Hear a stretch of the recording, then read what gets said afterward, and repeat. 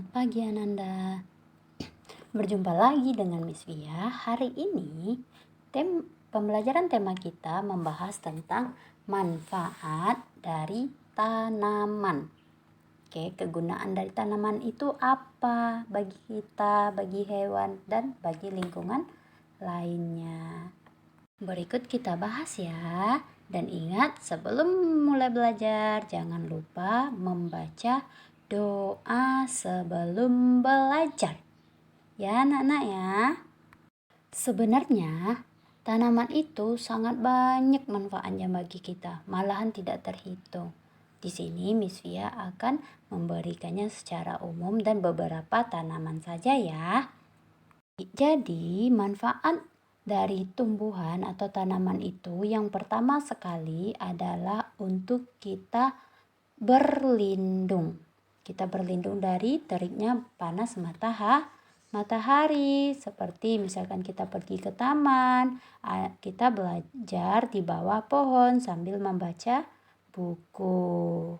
Ya, berarti yang pertama itu adalah untuk berlindung. Kemudian yang kedua, manfaat dari tanaman itu adalah sebagai bahan makanan kita. Masih ingat nggak di pembelajaran kita belajar tentang buah? Ya, ada buah apel, ada buah pisang, ada buah jeruk, dan mangga, dan lain-lainnya. Itu semua kan berasal dari tanaman. Ya, nah itu bermanfaat bagi kita kan untuk bahan makanan kita. Itu yang kalau kita manfaatkan bagian buahnya. Kalau untuk bagian daun dari tanaman itu juga bisa kita manfaatkan. Contohnya apa? Contohnya sayur bayam, sayur kangkung, dan lain-lainnya. Kemudian kalau yang bagian biji tanaman itu apa ya? Contohnya?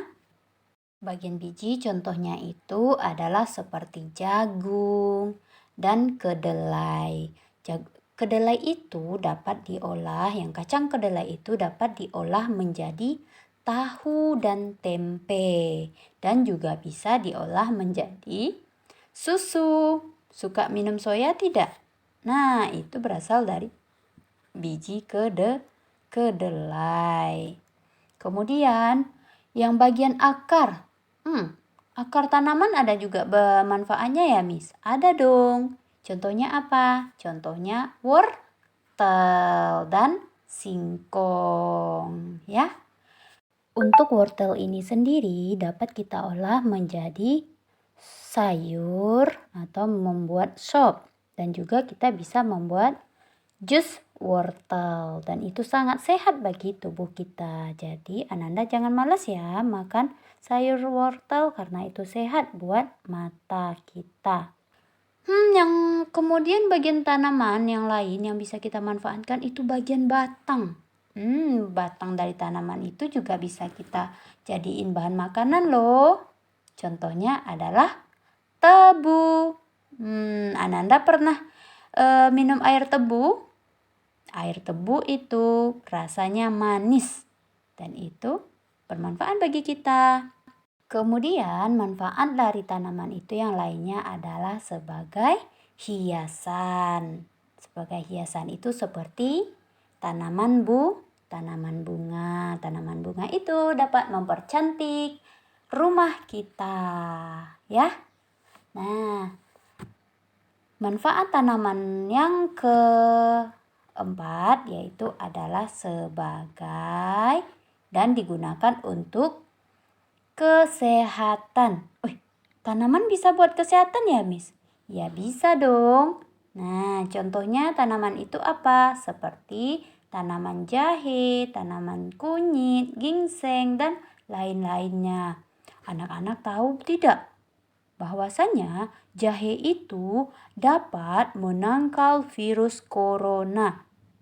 Ya, dengan kita rutin meminum air jahe, nah itu dapat memberi atau menyerang virus corona.